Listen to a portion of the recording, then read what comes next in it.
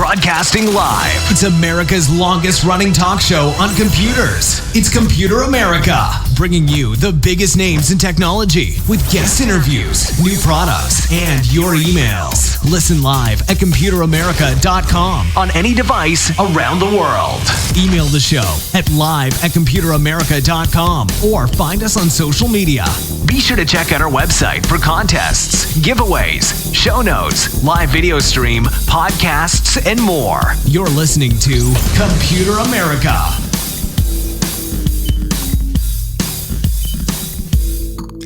Hello and welcome everyone into the Computer America Show. We are the nation's longest running, nationally syndicated radio talk show on computers and technology. Everyone, welcome into the program. Today on the show, the entire show is dedicated to a really fun guest, and this is going to be an interview with a company called Candidate, and you can find more about them at candidate.co. Of course, we'll have a link over at computeramerica.com right there on our homepage for our guests and anything that we talk about, any products that we discuss.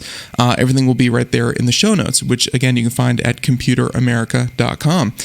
This is going to be all about they're a hiring platform, and obviously we are in some of the tightest and for workers this is a very good situation to be in.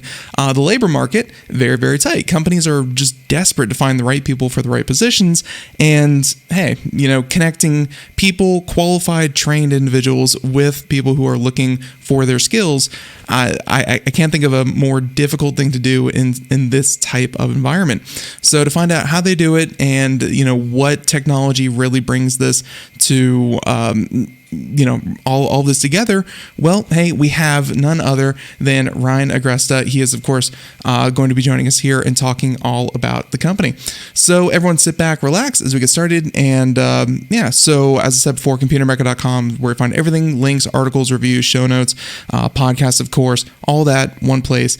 Now, let's go ahead and bring Ryan on and get talking. So, founder and CEO of Candidate, and I'm really happy to talk to him. Ryan, welcome on to Computer America. How you doing? I'm doing well. Thanks so much for having me. My pleasure, my pleasure. So I think that a good place to start, as always, is the beginning.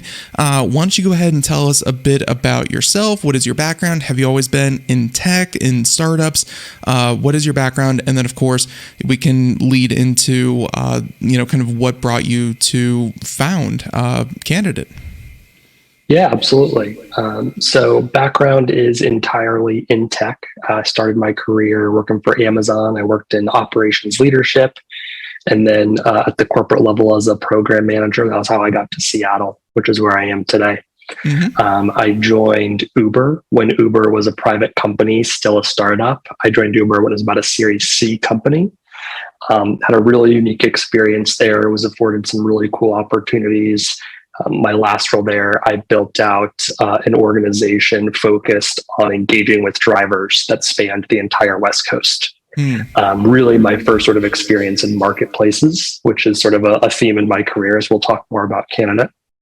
And then my last stop prior to Candidate was a startup called Convoy, which is automating trucking and freight. I joined Convoy when it was between 20 and 30 people, so a true kind of Series A startup. Mm-hmm. And in less than 4 years, the company was over 1,200 people, Series D. Wow. Got to be part of some really cool growth. And my last role there, I was leading operations. You seem to be addicted to the startup lifestyle. You could definitely say that. And I don't know why. I think it's the excitement, it's the growth, it's the relationships you get to build when you're sort of in the trenches. And it's also about the kind of opportunity for impact, right? I like to think at all of those stops, there was a true sort of mission that oriented around making a positive impact. Not all companies can bring it to fruition, but it's always excited me. Yeah, and it sounds like once again, kind of a theme going through all of your positions, building those relationships, and especially the Uber one really stuck out to me, where you had to kind of connect with drivers. Just think about how anyone can download the app, start driving for the platform, kind of get onboarded, and making them feel like they're part of this organization. that can't be the easiest thing to do because, the amount of customization, it's not like someone walks into an office, you meet them face to face, you kind of do your thing. No, it's anyone can just log in and get the process going. Do you think that's kind of what led you to, to Candidate, or, some of those skills kind of transitioned over to Candidate where, hey, you're kind of dealing with the same thing, but now you're doing it for any company? Yeah, it's a really good point. There was a couple different experiences that led to me starting Candidate. So at all three of those companies I worked at, Amazon, Uber, and Convoy, I got to hire and lead teams, and it was during periods of really rapid growth. And I think experiencing some of those challenges, experiencing what it was like on the employer side, having a lot of people in my network and meeting a lot of people who were going through it from the job seeker's perspective, it really motivated and inspired me to try and sort of create an opportunity for a better experience. The second piece, right, this comprised early kind of mid-career, was I observed so many of the people I was working with were really passionate about wanting to help their friends, right? Wanting to help their colleagues find meaningful work opportunities. But they were oftentimes limited in the help they could offer to who they know, right? There's so much about tech and startups that is this access game. And that was something that I always found it kind of bothered me, right? The idea of it's all about who you know, and that's a privilege that can oftentimes be afforded to a limited group of people. And so it was observing both those like hiring manager and employer challenges, but also kind of observing that access game play out that really motivated me to start Candidate. And of course, we can go ahead and kind of get into it. For anyone out there watching the video portion, we're going to be flicking through the website here, but I'll go ahead and kind of, let you start, Ryan, with, when people go there, I mean, let's start with kind of your mission, because I think job placement and job opportunity, it's, let's face it, right now there's like 2 or 3 major players in the market. And honestly, everyone that I know, you don't just go to one. You shotgun your approach. You put your job or your resume out there for everyone to see, and it doesn't really matter how many are out there because you kind of assume that everyone's using the same platforms. So let's start with Candidate and what you do different, and kind of the goal here, because again, I think we're focusing on the startups and the kind of skill sets that go with that. Yeah, it's a great point. We've all sort of grown to accept the numbers-driven game there is to hiring, right? If I'm a job seeker, I got to go to apply to 100 jobs, and if I'm a hiring manager, I got to look at hundreds of resumes. So I'll start with our mission. Our mission is to create meaningful connections through the power of diverse, trusted networks. And I'll tell you a little bit about how we do that. So really what we're trying to do is we're trying to bring the power of personal referrals and technology together to streamline the hiring process. So we work with employers in tech, oftentimes startups, but we've also worked with publicly traded companies who will post roles to Candidate. And they post those roles with a corresponding referral bonus, which you can see right there in sort of the middle of your screen, right? And what you're seeing there is on average, those roles are posted with bonuses, let's say between $4,000 and $5,000, right? So that's one side.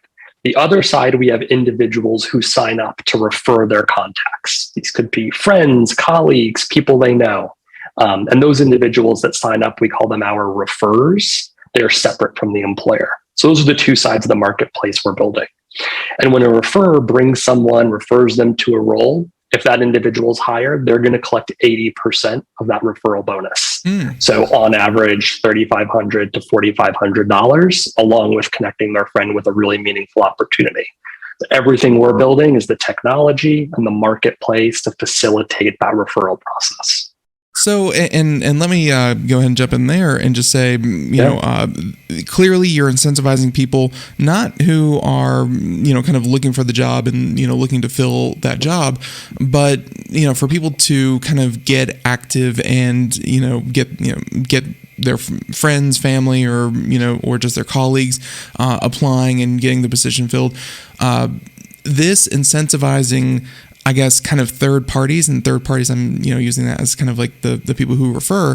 Does that create more, I know like trust candidates, but I mean, does that create more activity? Do more people get to see it? Like, where does incentivizing referrals so heavily play into the job search? Yeah, absolutely. And a lot of times individuals will sort of discover a candidate when they are seeking a job, right? They might go Google referrals or something along those lines and come across our site. And those individuals were more than excited to sort of bring them on the platform, allow them to see the roles. And then, if they see a role they're interested in, usually what we ask them to do is just go ahead and find someone to refer you. It's kind of like almost asking for the reference check, right? When you get that job offer and you're asking, rather than do that at the end of the process, that's sort of the beginning of the process. And then it can be a sort of win-win for everyone. But to sort of speak to that overall experience, right? When we are incentivizing the referral, what we're really trying to do is change this so that this is less of a numbers driven game for a job seeker and for a hiring manager. Because when you make a referral, right, you're kind of putting your stamp of approval on that person, right? You're saying, I'll vouch for that person, and I'm not going to do that 250 times a year, right? So on a per job basis, what we're actually aiming for is 3 to 5 referrals. What we've seen so far is employers can make a hire just on those 3 to 5 referrals, but it's a differentiated experience for everyone, because as a hiring manager, I don't need to go conduct a bunch of unfruitful phone screens. As the seeker, right, you have a personal and sort of individualized introduction to that company, and I'm not one of 100 candidates necessarily. I might be one of a few. And as a referrer, hey, I don't need to go make 200 referrals in order to help my friend. I can just go refer them a few times. So that's a little bit about what we're kind of looking to challenge. Right. And so, feel free to correct me on any of this, but let's talk a little bit about this referral reward as well. This is a pool of money that is put up by the company trying to hire for this position. And I guess the, traditionally, doesn't really cost anything to put in an application, but by the company putting up, let's say, $3,000, I guess the value proposition there is you put up $3,000, we'll get you a handful of candidates that you can screen very quickly, and you'll fill this position very, very fast. I'm assuming it's something along those lines, or Yeah, that's exactly right. And when we're talking to employers, I think the first thing that we make clear about that referral bonus is it's only paid out if you hire someone on the platform. So no cost to post a role, no cost to see or talk to referrals. We have confidence in sort of the quality of our referrals and that employers will want to make that hire. So we're comfortable sort of having it on a non-contingent basis. Gotcha. Second is most employers are spending some form of money to make a hire. At most companies, an employee referral is going to be incentivized with a cash bonus. Mm-hmm. In many situations, they might be using an external recruiter who's going to charge a lot more than this number, right? They tend to charge a percentage of the placed individual salary. Or they might be going in and sort of posting the job on a job board, and there's a cost associated with that, whether it's a subscription, a license fee, an advertising fee, or all of the above. And so this is an alternative way to do that, but you're only going to pay when you make that hire to the platform. And I think that the value proposition there is very, very clear for the company. Now, for the person who may be applying for the job, how would you say some of these referrers are? Is it mainly on like West Coast right now? Is it mainly the tech sphere? Because I could probably get some referrals for myself, but odds are they're not going to be people that you've ever heard of. Where are you getting these referrers from? How are you kind of starting this network out? Is it just people that you know? Did you just crack open your contacts and start from there? Or Yeah. That was exactly where I started, and we're proud to have now been able to grow sort of beyond that. So I started Candidate in January 2020. That was just a few months before the pandemic hit. And you're exactly right. Started in Seattle with Seattle employers and with a lot of individuals that I knew as our early referrers. But from there, we've expanded. We've now filled roles in Seattle and New York and San Francisco and really across the entire US. And we work with referrers across the entire US. And it's one of the ways in which I think the pandemic actually sort of shifted some of my expectations coming into this, because so many more companies are now open to remote talent and remote work, that when I went into this, I really thought it would be much more of a geography constrained marketplace. We're going to go build a network in Seattle and San Francisco and Austin and New York. And really what we've been able to do is say, like, hey, if you want to connect your friends with meaningful work, your contacts with opportunities, we can do that anywhere in the US right now, because over 80% of the jobs on the platform are open to remote talent. Yeah, that, and of course that's that's very, very cool, because obviously remote work, and especially in the tech sphere, we've been hearing reports and seeing news articles and things like that hey, people actually jump jobs because they lose their ability to work from home. So so I'm glad to hear that it's grown and expanded so quickly for you. And obviously getting the word out there, being on shows like ours, is definitely going to hopefully expand that even further. Let's talk about if someone maybe doesn't have a referral. Is there any use for, I guess, candidate for people who may be, coming into the job? Let's say they're fresh out of college, they have some skills, but they don't have any contacts in their, in the industry. Does Candidate have a place for them? Yeah, absolutely. And something we believe is, hey, even if you can't think of anyone off the top of your head, I bet you there's someone you can refer, right? If you are fresh out of college, you might not be thinking of it, but it might be a family member. It might be someone else for a more entry-level role. And a big part of what we're building and what we're really excited about is the technology that can help those people realize who might those referrals be. Right. So to give you and sort of the audience here a sneak preview, we're just a couple of weeks away from releasing our iOS app. Everything so far has been either web browser based or mobile web browser based. With our iOS app hitting the App Store in the next couple of weeks, if you give us access to your phone contacts, we can make suggested referrals for you. And so even if you are part of that audience that you just mentioned of like, hey, I don't know if I know anyone. Well, part of our job is to help you realize that you probably do know someone. And if you give us access to your phone book, we work with a couple of providers that help us understand those people's qualifications, their skills, where they are, elements like that, match them to roles for you, and try and make that process much easier. Gotcha. And clearly you have put a lot of work into this, and you're creating something that I don't think I've ever really seen myself, because there are job referral sites and things like that, but to put in this much human effort, kind of the human element into it, very, very unique. Has there been any consideration into integrating, obviously things like Facebook, come to mind, but Facebook and, LinkedIn and just other existing social media platforms, how do you integrate with them, or are you trying to build something that, you're completely separate? Yeah, absolutely. There's a number of, I think, platforms that we'd love to kind of bring social elements to recruiting. And some of those are on our roadmap. Some of them aren't.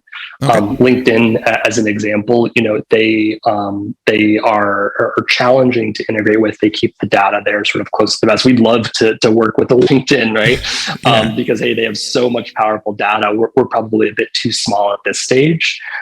So, really what we're aiming to do right now is grow, kind of prove out this concept.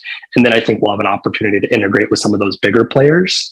Gotcha. But as of now, you can do things like you can sign up using your LinkedIn profile. Gotcha. You can sign up using Apple ID and elements like that. So we've kind of laid that early foundation. So, and because you are running this platform, you would have more insights into this labor market that I was kind of hinting at way at the beginning of the show. We're seeing record low unemployment. People are, getting employed, but in a lot of cases they're either underemployed or, they're still looking for work even though they have a job. In your opinion, and this is a question that we have here, what are the most sought after positions in today's market? Just talk about, kind of what you're finding with people that are looking to hire. What skills are kind of in demand when it seems like everything is really in demand?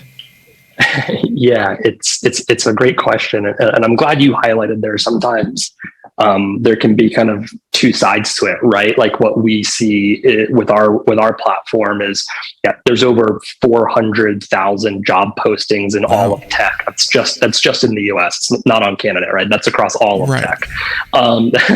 But unemployment, while it is low, it really spiked up there during the pandemic, right? And there's still a lot of people out there who are still looking for work. And so there is that two sides to the equation. But certainly in tech, some of the roles that we see particularly sought after, anything related to growing revenue, right? Sales, growth, marketing, that talent is highly in demand. We are constantly being asked to hire for software developers and engineers, leadership positions in those sort of technical orgs. And we're really just beginning to handle those. But when you have, 400,000 jobs open in tech right now, I'm probably leaving some groups out that shouldn't be left out there, right? Such as customer success, operations, service support. Really in tech, it's been such a hot job market. I feel like everything's in demand.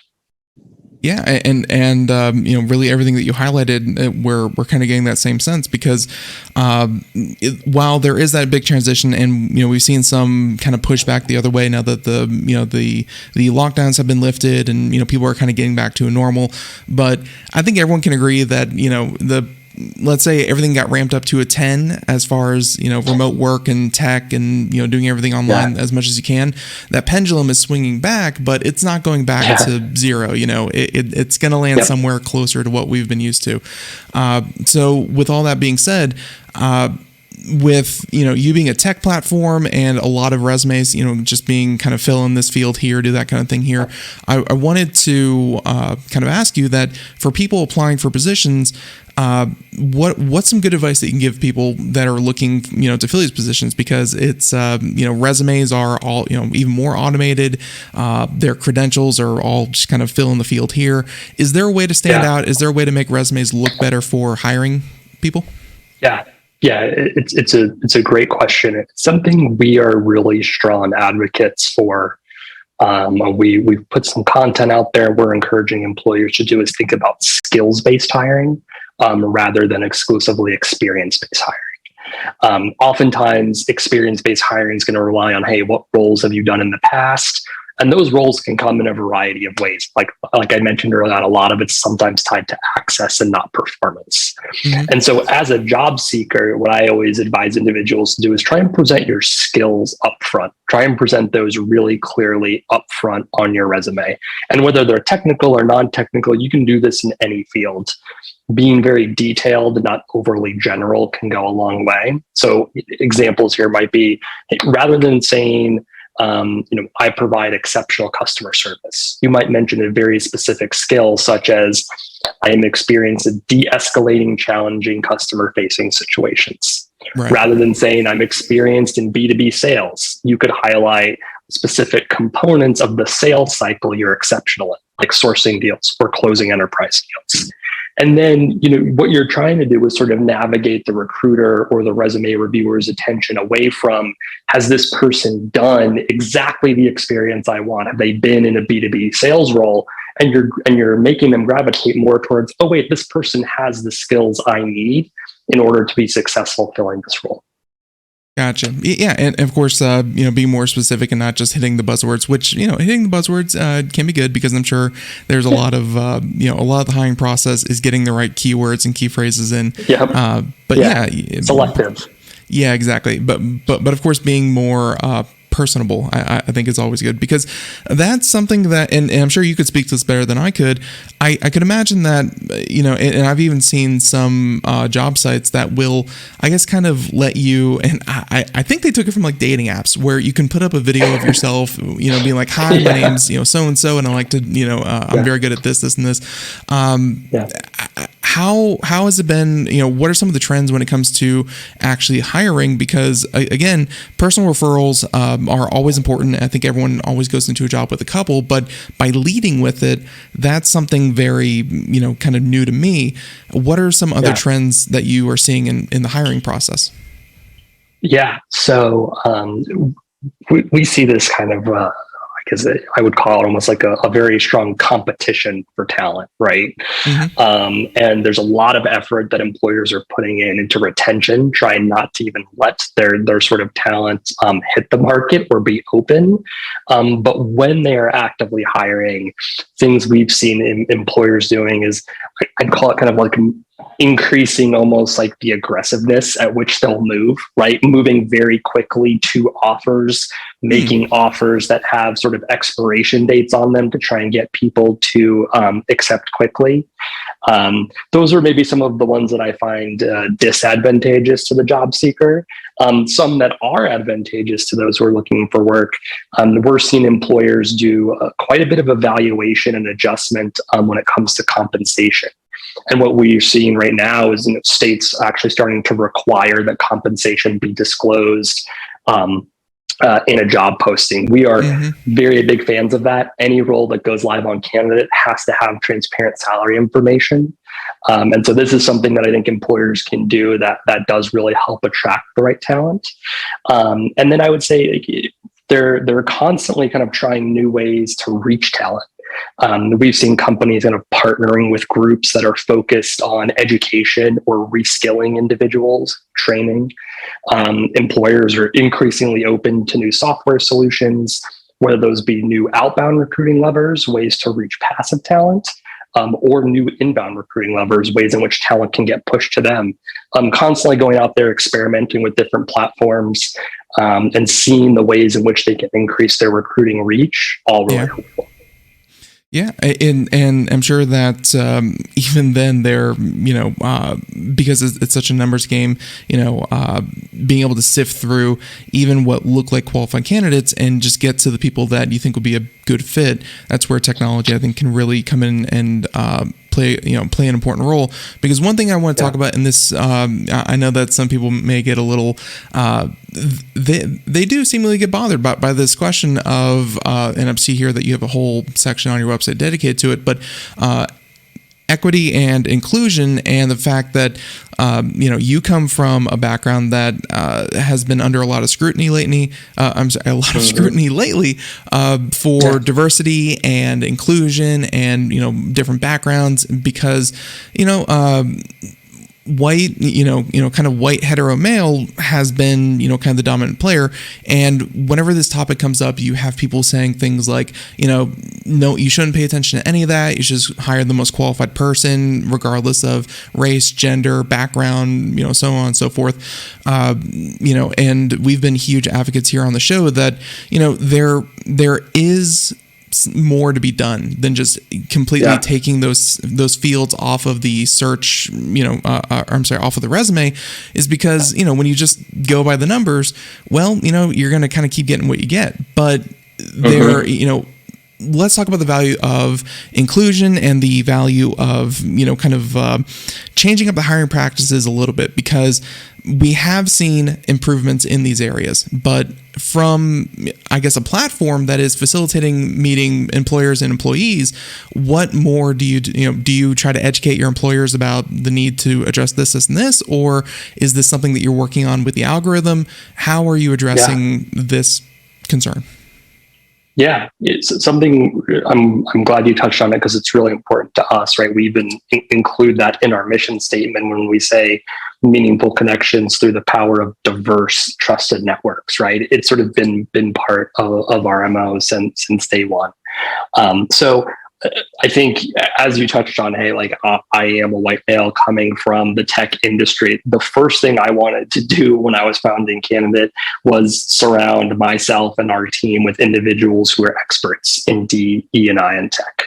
And so I think you just had it up on the screen there. That is our early but established sort of DEI advisory board, including former VP of DEI at Apple, current head of DEI at Google, and then an individual who's started her own consulting firm is also a founder, coming from an underrepresented Real background. professionals. Yes, exactly. People who know what they're doing, and I don't mind to say who understand the DEI space a lot more than I do. And we've kind of used them from day one in terms of helping to build our product with DEI in mind. So a couple of examples of this. One is something I've always found challenging is when you're looking at direct placement recruiting. So oftentimes recruiters are incentivized to place whoever makes the most, right? Because they're charging a percentage of that individual's base salary. Well, we know that we have issues with pay discrepancy and the pay gap in our country.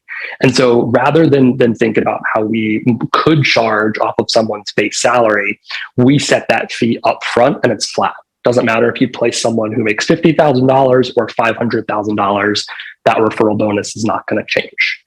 We've also required from a product perspective that every single role that goes live has that salary transparency required. So those are just a couple of the ways we've started. And then we're actively producing content, sometimes with our advisors, sometimes with external experts that can help educate and inform companies about DE&I. And I think we're in a unique position because we're so often working with earlier stage companies, right? We worked with two founders hiring their first employee.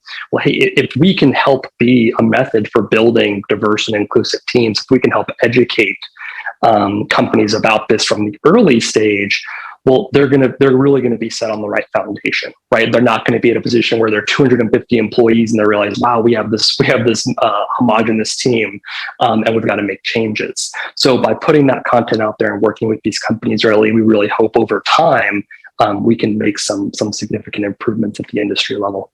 Yeah, and quite honestly, it seems like you really highlighted something that is going to make a big difference, and that's just transparency. Because I think when we started getting these numbers, and we started really taking surveys, and this idea of, hey, things don't exactly inside the company don't exactly look like the people outside of the company. I think just transparency and getting the data was a big part of realizing something needed to change. And I definitely appreciate the approach that you have laid out. It makes perfect sense. So going through some of the other questions here, just to jump topics a little bit, we have this question that I really like. What do you think potential candidates are looking for when finalizing a decision?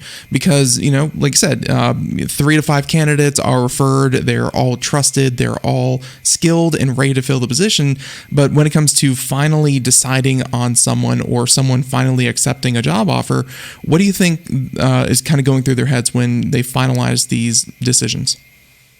Yeah, and it's an exciting position we're in, because anytime we see an individual get sort of multiple offers or have an offer that they turn down, right, we have some visibility into that. So we're trying to kind of build a data set around what are some of those reasons. So one that's coming up a lot lately is I would categorize it as flexibility in sort of where you work.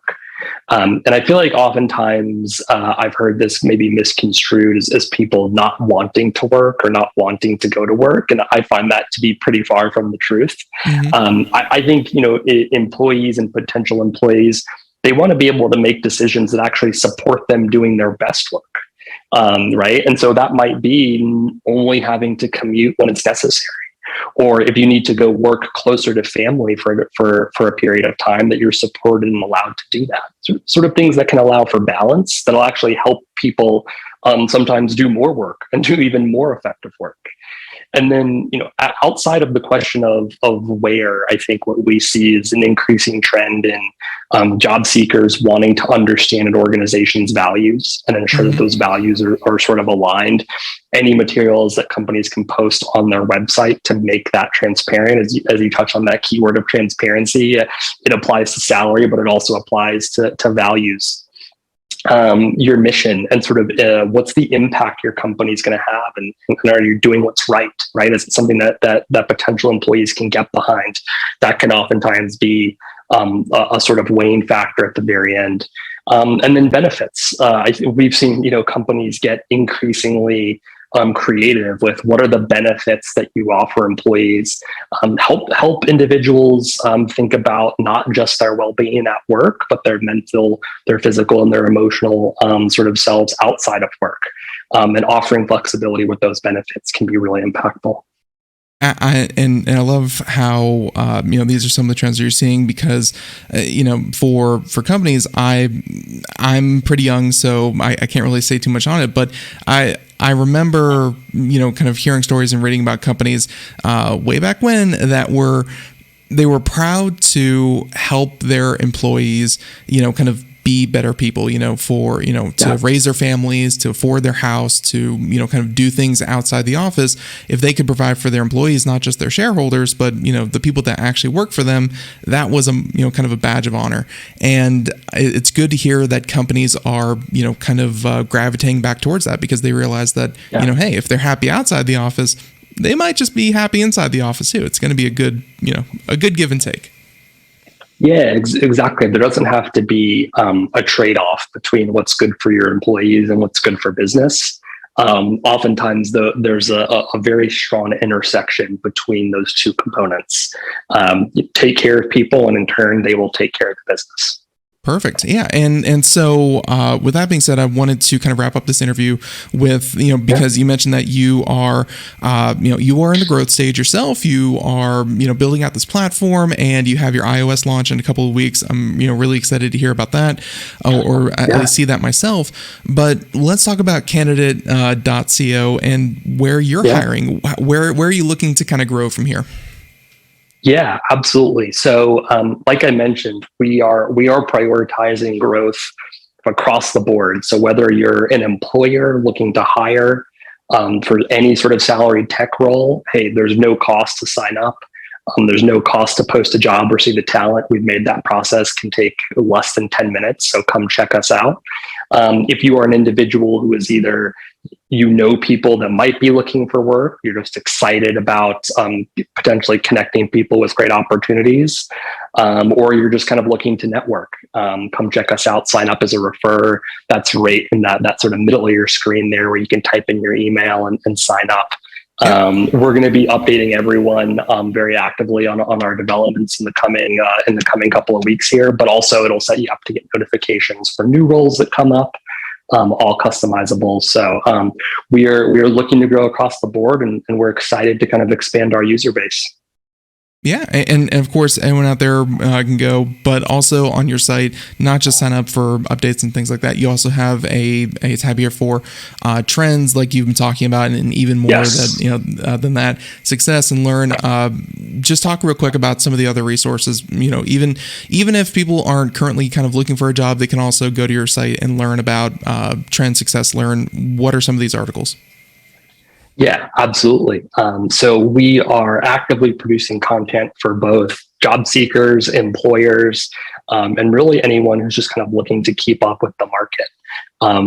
Just last week, we put out an article. You have it up right there, 5 ways to make your hiring practices more inclusive.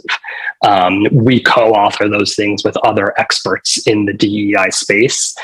We had a number of our employers reach out and say they got some great information about inclusive hiring practices there.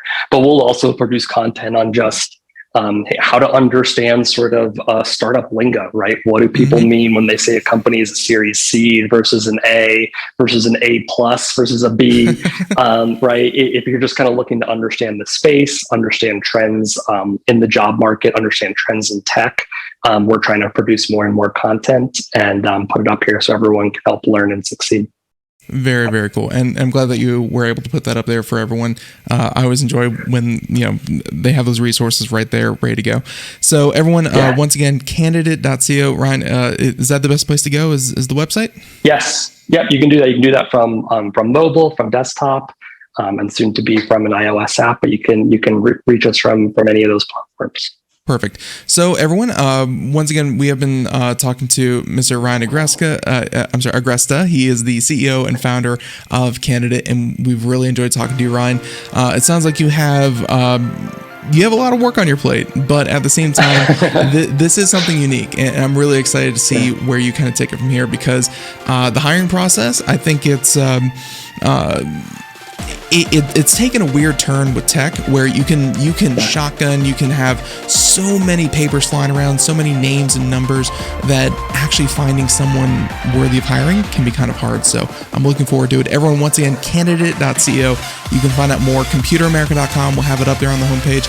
Until next time, everyone, have a great day. Thank you so much. Bye-bye, everyone.